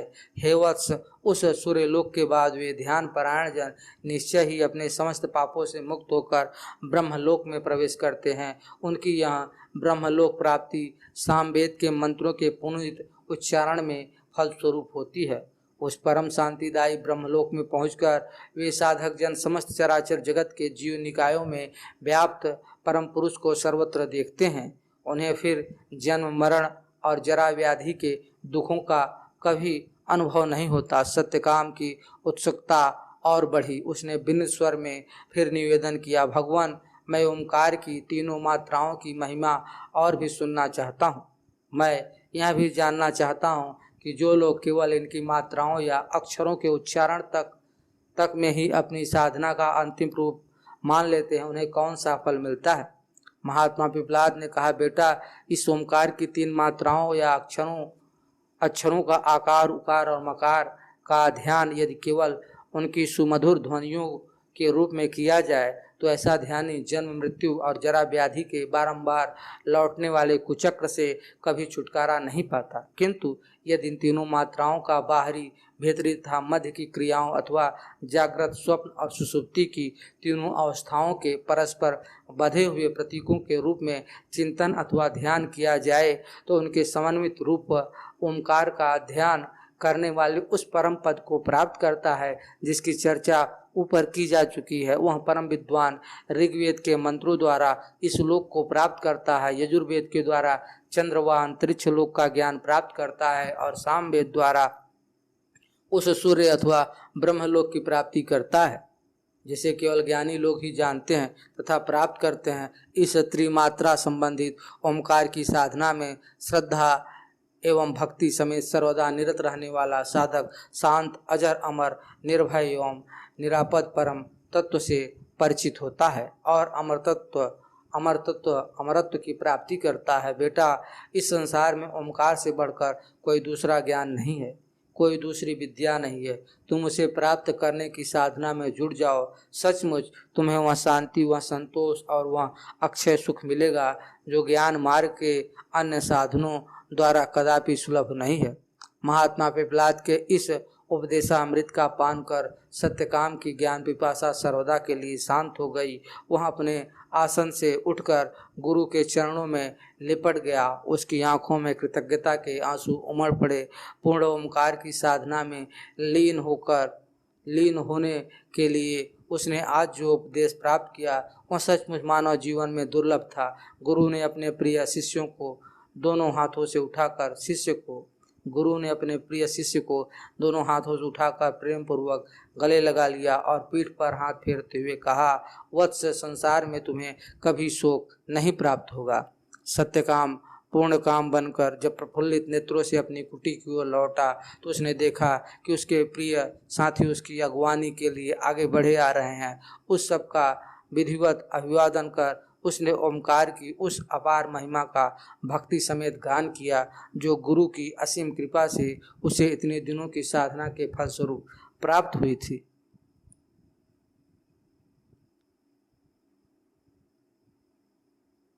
पांचवा शिष्य गार्ग्य।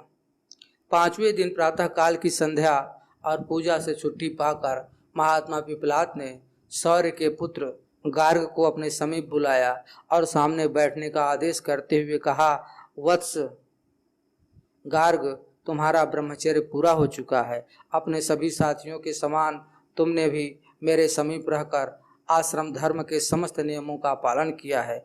वेद के समस्त मंत्र तुमने कंठस्थ कर लिए हैं, शास्त्रों का परिशीलन भी तुम कर चुके हो। मैं जानता हूँ कि तुम अपने स्वाध्याय के प्रति इतने आसक्त रहे हो कि तुम्हें अब किसी शास्त्रीय विषय में कुछ शंका संदेह न होगा, पर तुम जो कुछ भी मुझसे जानना चाहते हो उसे मैं बतलाने को तैयार हूँ। गार्ग चुप था। पिछली रात में उसे अच्छी तरह नींद नहीं आई थी। इसके पहले गुरु के समीप रहते हुए उसे कभी ऐसा नहीं हुआ था। नींद पूरी न होने के कारण अभी तक उसकी आंखों में आलस्य की रेखा नाच रही थी।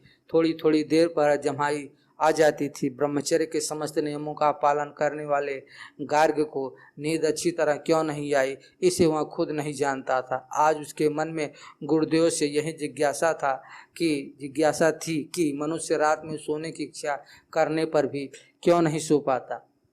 पर यहाँ आने पर वह सोचने लगा कि ऐसे उटपटांग प्रश्न से गुरुजी क्या सोचेंगे। वह थोड़ी देर इसी बारे में सोचता रहा। उसकी आंखों में कड़वाहट थी और रह रहकर इसी बीच 2-3 बार जम्हाई ले चुका था। महात्मा पिपलाद लोक से सर्वथा विरत होने पर भी सब कुछ जानते थे।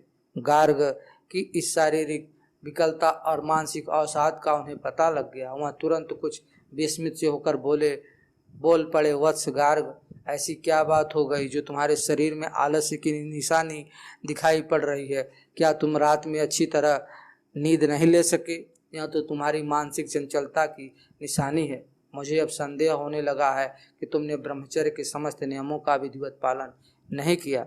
गार्ग पहले तो कुछ सहम गया, फिर दृढ़ता के स्वर में बोला, भगवान आप ठीक कह रहे हैं, पिछली रात में मुझे अच्छी तरह नींद नहीं आई। एक बार प्रयत्न करने पर आंखें मूंदी भी तो विचित्र विचित्र स्वप्न देखता रहा। मैंने भरसक ब्रह्मचर्य के समस्त नियमों का तनमन से पूर्णतः पालन किया, पर उसमें च्युति होना भी स्वाभाविक है। कल शाम से ही मेरा मन कुछ चंचल था। मैं नहीं जानता कि वह एकाएक क्यों इतना चंचल हो गया। पिपलाद ने कहा, वत्स, नींद का ठीक से न आना और स्वप्न देखना, यह दोनों बातें तुम्हारे मन की चंचलता बता रही हैं। अवश्य तुमने अपनी साधना में कोई त्रुटि की है। कल शाम को जब तुम्हारा मन चंचल हुआ तभी मेरे पास आए होते या अपने साथियों से सलाह लिए होते तो इस तरह का कोई उपद्रव न होता।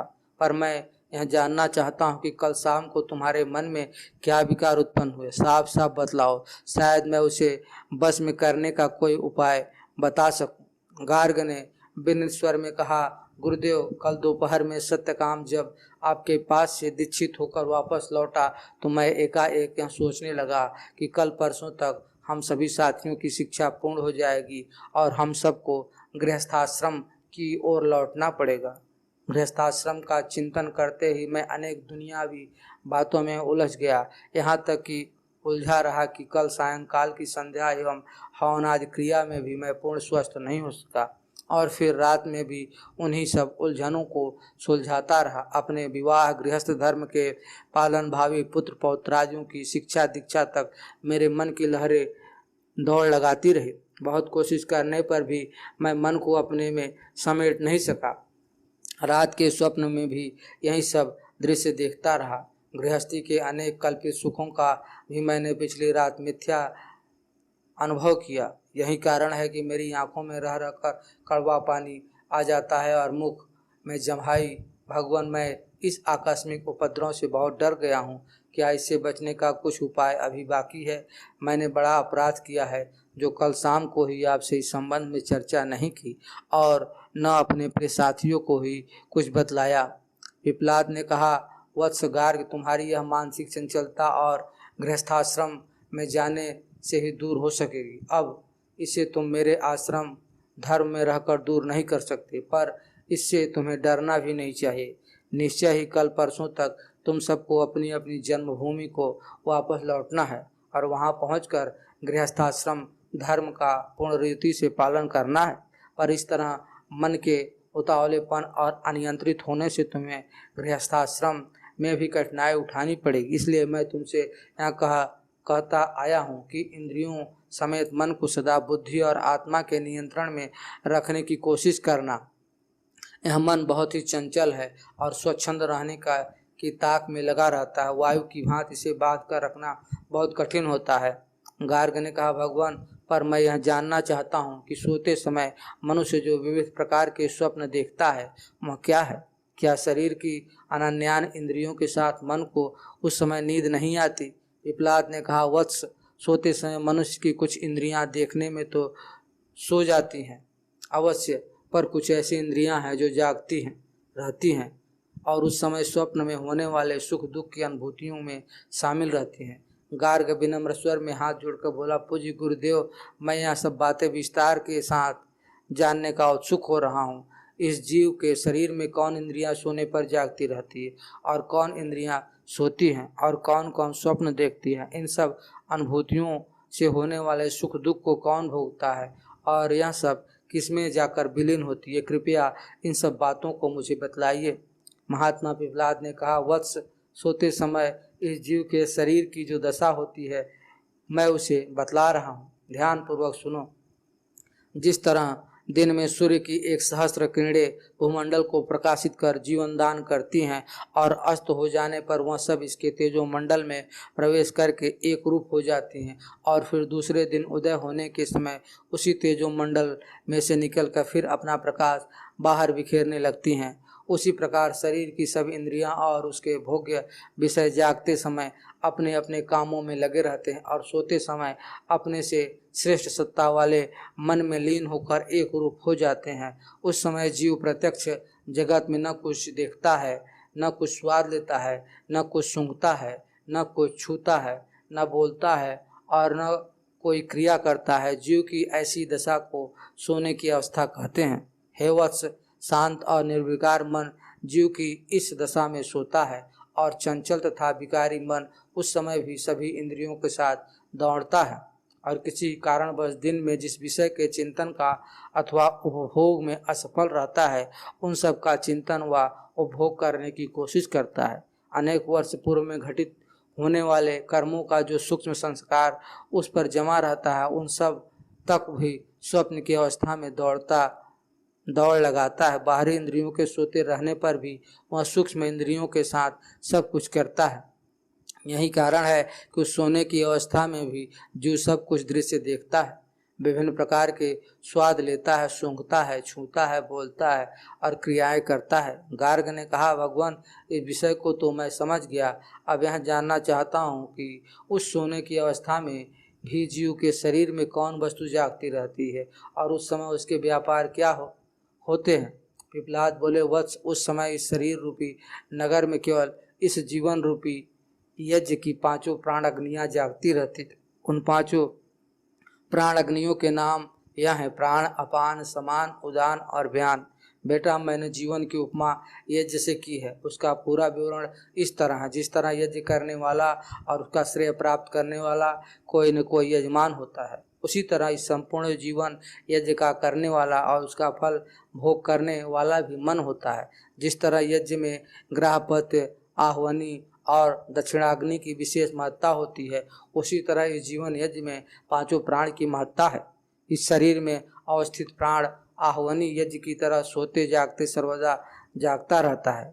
अपान इस जीवन का गृहपत्य अग्नि है और व्यान दक्षिणाग्नि है। समान वायु श्वास प्रश्वास की गति को समान रूप से भीतर खींचने और बाहर ले जाने वाली है। उदान इस जीवन यज्ञ का फल है, क्योंकि वही मन को ध्यान मग्न करके ब्रह्म की प्राप्ति कराती है। इस स्वप्न की अवस्था में ज्योति स्वरूप यजमान मन इस जीवन यज्ञ के फल स्वरूप उदान की प्रेरणा से ब्रह्म की अपार महिमा का अनुभव करता है। जिसे एक बार कभी वह देख चुका है, उसे नए सिरे से नए रूप में देखा हुआ बोध करता है। जो कुछ पहले कभी वह सुन चुका है, उसे फिर से सुना हुआ सा जानता है। देश या विदेश में देखी या अनुभव की हुई बातों या वस्तुओं को वह उस स्थिति में पुनः देखता है या अनुभव सा करता है। यही नहीं, जन्मांतर में देखे या सुने हुए सत्य या असत विषयों को फिर से देखता, सुनता या अनुभव करता हुआ वह मानता है। गार्ग ने पूछा, भगवान, क्या ऐसा कारण है कि ये स्वप्न पहले मुझे नहीं दिखाई पड़ते थे और कल ही दिखाई पड़े? पिपलाद ने कहा, वत्स, मन की चंचलता के बारे में मैं पहले ही तुम्हें बतला चुका हूँ कि यह बुद्धि व आत्मा से नियंत्रित होता है। जब यह ज्ञान रूपी तेज द्वारा संपूर्ण रूप से मग्नता की अवस्था को प्राप्त करता है तो फिर उस स्थिति में किसी प्रकार का स्वप्न नहीं देखता। उस समय उसकी समस्त चिंता और वासना रूपी किरणें उस ज्ञान के महातेज में विलीन हो जाती हैं। उस दशा में इस शरीर में अगाध और अनंत सुख की अनुभूति होती है। गार्ग बोला, गुरुदेव, यह चंचल मन ज्ञान के महातेज से किस में मग्न होता है, इसे मैं फिर से जानना चाहता हूँ। पिपलाद ने कहा, वत्स, जिस प्रकार सूर्यास्त के बाद समस्त पक्षी बसेरा लेने के लिए किसी एक पेड़ का आश्रय लेकर उसी में निश्चिंत होकर निद्रा मग्न होते हैं, उसी प्रकार ब्रह्म प्राप्ति की अवस्था में मन की सब वासनाएं और कामनाएं, उससे प्रतिबिंबित होने वाला समस्त दृश्य जगत आत्मा में विलीन हो जाता है। सुषुप्ति की उस अवस्था में शरीरस्थ पांचों महाभूत भी उसी आत्मा में विलीन हो जाते हैं। इसे मैं विस्तार पूर्वक बतला रहा हूँ, तनिक ध्यान से सुनो। उस सुषुप्ति दशा में पृथ्वी और उसका अव्यक्त सूक्ष्म स्वरूप, जल और उसकी अदृश्य अभिव्यक्ति, वायु और उसका सूक्ष्म भाव, इसी तरह अग्नि अर्थात तेज तथा उसका अनंतर आभास एवं आकाश तथा उसका सूक्ष्म मात्रा स्वरूप भीतरी आकाश का भाव, सब उस अविकारी आत्मा में विलीन हो जाते हैं। इसी तरह आंखें और उसके देखने के विषय दृश्य जगत, कान और उसके सुनने योग्य विषय शब्द समूह, नाक और उसके द्वारा सूंघे जाने वाले पदार्थ, जीभ और उसके द्वारा स्वाद लेने योग्य वस्तुएं, चमड़ा और उसके द्वारा छूने योग्य पदार्थ, वाणी और उसके द्वारा बोले जाने वाले विषय, पैर और उसके द्वारा चलने योग्य प्रदेश, मन और उसके द्वारा मनन किए जाने वाले विषय, बुद्धि और उसके द्वारा जानने वाले पदार्थ, अहंकार और अहंकार करने योग्य विषय, चित्त और उसके द्वारा चिंतन करने योग्य विषय, प्रकाश और प्रकाशित होने योग्य विषय, प्राण और उसके द्वारा धारण करने योग्य समस्त पदार्थ, यह सब आत्मा में लीन होकर एकाकार हो जाते हैं और आनंद की अनुभूति द्वारा पूर्ण मग्नता की अवस्था को प्राप्त करते हैं। जिस प्रकार जल में प्रतिबिंबित पड़ता है, जिस प्रकार जल में प्रतिबिंब पड़ता है, उसी प्रकार इस शरीर में ज्ञान स्वरूप पुरुष प्रवेश करता है। शरीरधारी जीव जो कुछ देखता, सुनता, सूंघता, खाता, पीता, जानता या करता है, उन सब का देखने वाला, सुनने वाला, सूंघने वाला, खाने वाला, पीने वाला, जानने वाला या करने वाला वही ज्ञानी स्वरूप पुरुष है। वहाँ सुषुप्ति की अवस्था में उसी प्रकार उस अविनाशी आत्मा में लीन या मग्न हो जाता है। जिस प्रकार जल के सूख जाने पर जल में दिखाई पड़ने वाले प्रतिबिंब सूर्य में विलीन हो जाते हैं।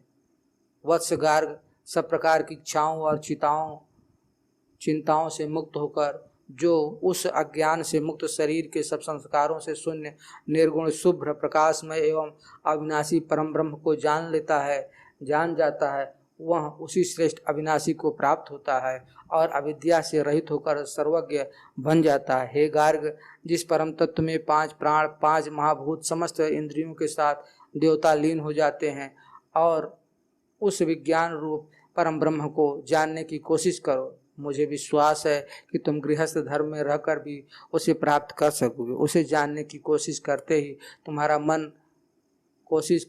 तुम्हारे मन की चंचलता दूर हो जाएगी। गार्ग का मलिन मुख महात्मा पिपलाद के इस सांत्वना भरी अमृत वाणी से चमक उठा। उसका समस्त ज्वर बीत गया और वह इतनी देर में पूर्ण ब्रह्म वर्चस्व की निर्मल क्रांति सरिता में नहाने के समान आह्लादित एवं प्रकाशमान हो उठा। आंखों की कड़वाहट और मुख की जमाई उसे नवचेतना के विद्युत प्रवाह में वह बह गई। वह पुनः आंखें खोलने के समान नवीन स्वर्णिम प्रभात सा देखने लगा और चेतन की तंद्रा बीत जाने के कारण उसके रग रग में उत्साह और उल्लास की होड़ सी मच गई। वह गदगद कंठ से गुरु के चरणों पर गिरकर बोला, पूज्य गुरुदेव, आपकी कृपा से मेरी बाधा बीत गई और मैं पुनः अपने में नवजीवन का अनुभव सा कर रहा हूँ। निश्चय ही यह सब आपकी अमोघ कृपा का फल है। भगवान, सचमुच आज मैं कृतार्थ हो गया। महात्मा पिपलाद ने आह्लादित गार्ग को उठाकर छाती से लगाते हुए कहा, वत्स, तुम्हारी यह प्रसन्नता जीवन भर बनी रहे। गुरु पिपलाद से अमोघ आशीर्वचन प्राप्त कर वापस आने पर साथियों ने गार्ग का अभिनंदन किया। उस समय उसकी प्रसन्नता देखने योग्य थी। अपने सब साथियों को उसने अपनी पिछली रात की व्याकुलता और गुरु से प्राप्त की गई समस्त शिक्षा का सार वृत्तांत कह सुनाया। उसके निश्चल साथियों ने उसकी इस अपूर्व सफलता पर उसे बधाई दी। महात्मा पिपलाद का छठा शिष्य सुकेशा। छठे दिन प्रातःकाल भरद्वाज के पुत्र सुकेशा की बारी थी। यूं तो सब साथी उत्सुक मन से उस शुभ दिन की प्रतीक्षा कर रहे थे जब उन्हें भली भांति कृतविद्य होकर अपनी अपनी जन्मभूमि में वापस लौटने का अवसर मिलता, पर सुकेशा उन सब में अगुआ था। उसे अपनी जन्मभूमि बहुत प्यारी थी। इंद्रियों समेत मन पर वह पूरा अधिकार प्राप्त कर चुका था, पर वह यह नहीं समझ पाता था कि जन्मभूमि की ममता उसे इतनी क्यों है। उसे अपने पिता भरद्वाज के पुनित आश्रमवासी सहवासियों का ही नहीं, उसमें निवास करने वाले पशु, वृक्ष, लता एवं पक्षियों तक का जब ध्यान आता तो एक क्षण के लिए कुछ व्याकुल हो जाता। इसलिए जब उसकी बारी आई तो वह निहाल हो उठा। गुरु पिपलाद के आदेश से विनीत मुद्रा में जब सुकेशा उनके पास पहुंचा तो उसके मन की प्रसन्नता अंगों अंगों से फूट पड़ रही थी। गुरु ने सामने बैठने का इशारा करते हुए कहा, वत्स सुकेशा, तुम्हारी मानसिक प्रसन्नता तुम्हारी निश्चलता और संतोष की साक्षी दे रही है।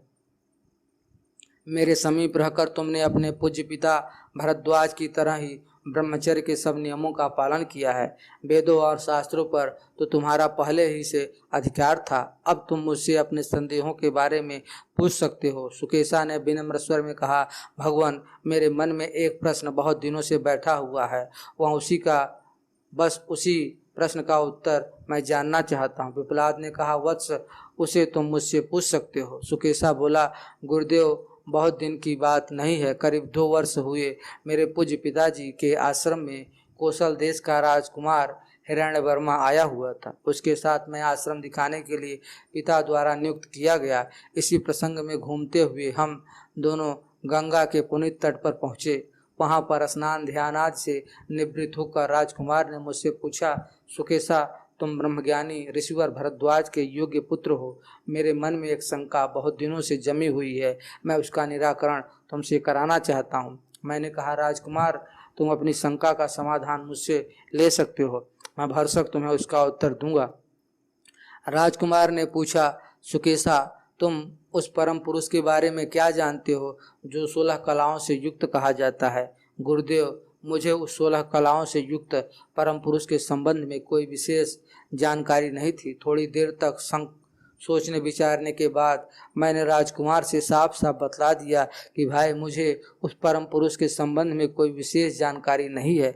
किंतु मेरी इस बात पर कौशल राजकुमार को सहसा विश्वास नहीं हुआ। उसने यह समझा कि मैं उस परम पुरुष को भली भांति जानता हूँ, पर किसी कारणवश उसे बतलाना नहीं चाहता हूँ।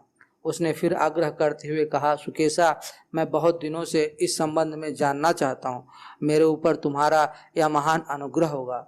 भगवान, राजकुमार की इस विनय और आग्रह से भरी बात को सुनकर मैं लज्जा से गड़ने लगा, पर मेरे पास दूसरा चारा ही क्या था। मैंने अपनी असमर्थता प्रकट करते हुए फिर राजकुमार से कहा, यदि मुझे उस 16 कला वाले परम पुरुष के संबंध में कोई विशेष जानकारी होती तो तुम्हें क्यों न बतलाता। तुमसे मैं यह साफ साफ कह देना चाहता हूँ कि तुम्हारे लिए मेरे मन में कोई दुराव का भाव नहीं है।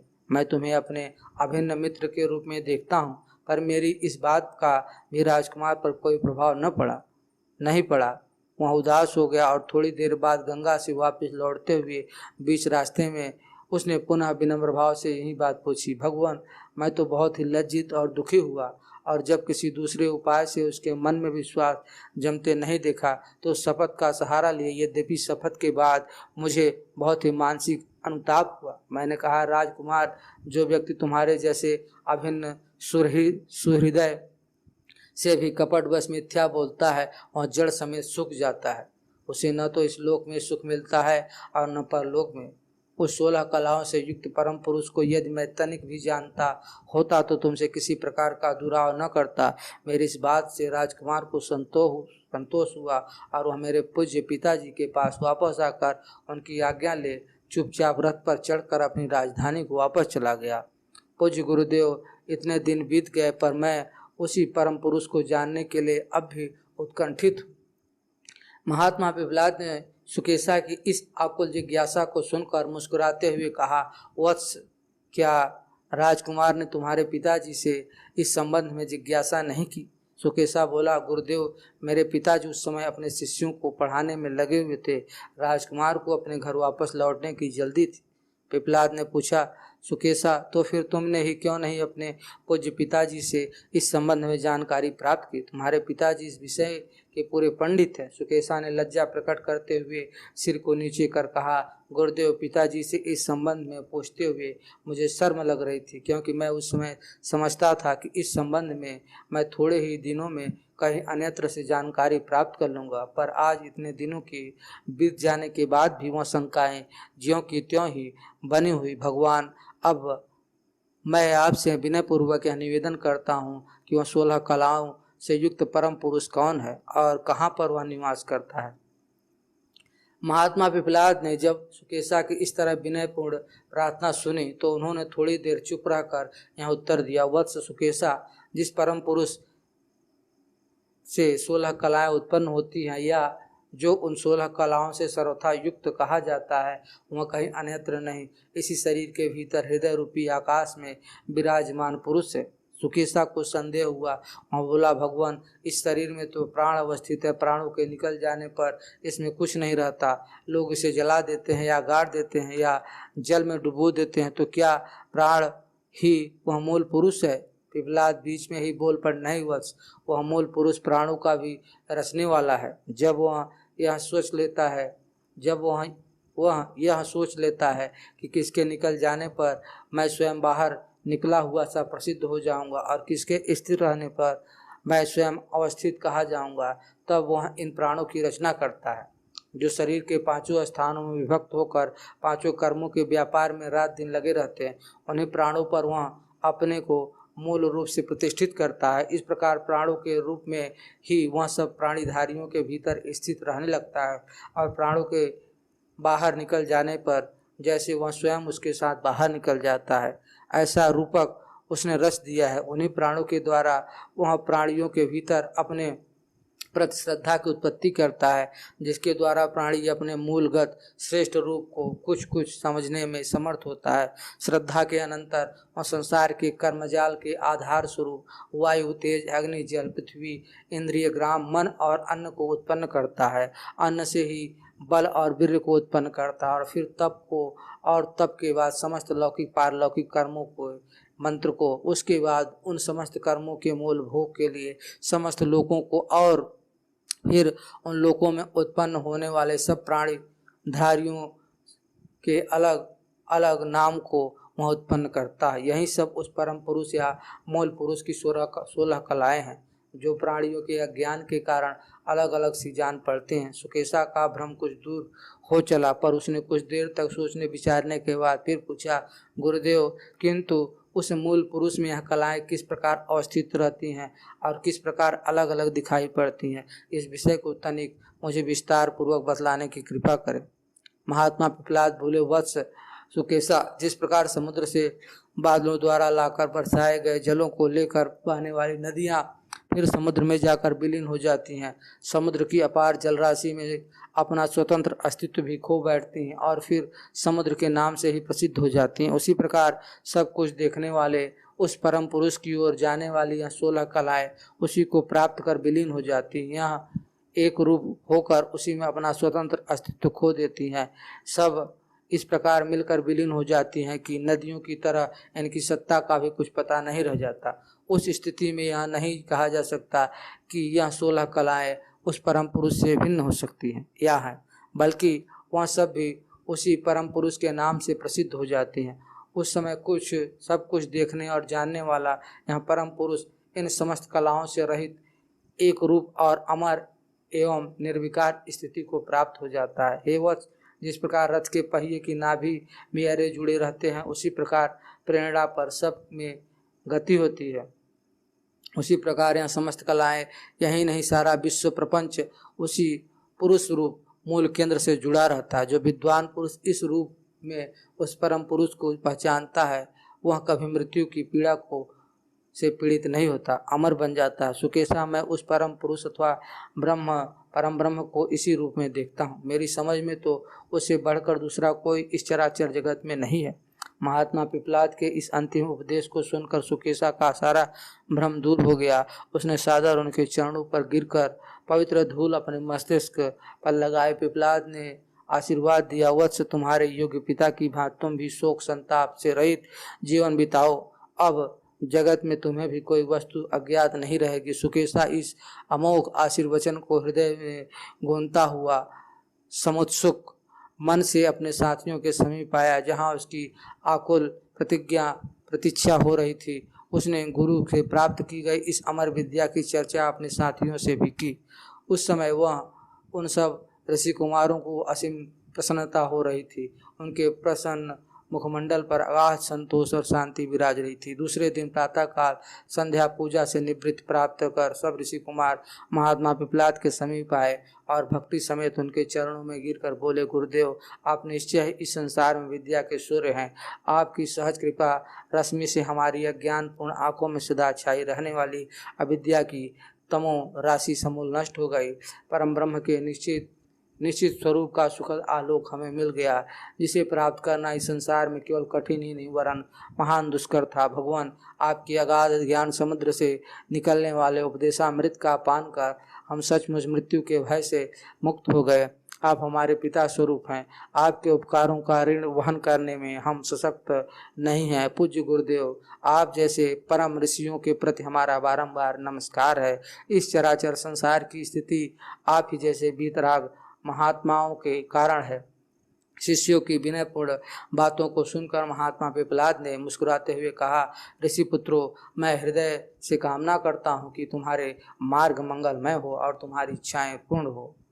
इस प्रकार से महात्मा पिपलाद की कथा और उनके शिष्य के साथ जो व्याख्यान था वह पूर्ण हुआ। यह प्रश्नों परिषद है और प्रश्नों परिषद का सारा आख्यान है। आशा करता हूँ कि हमारा प्रयास आप सब तक इस ज्ञान को पहुँचाना सफल होगा कुछ, और आप हमारे चैनल को लाइक, सब्सक्राइब और शेयर करें।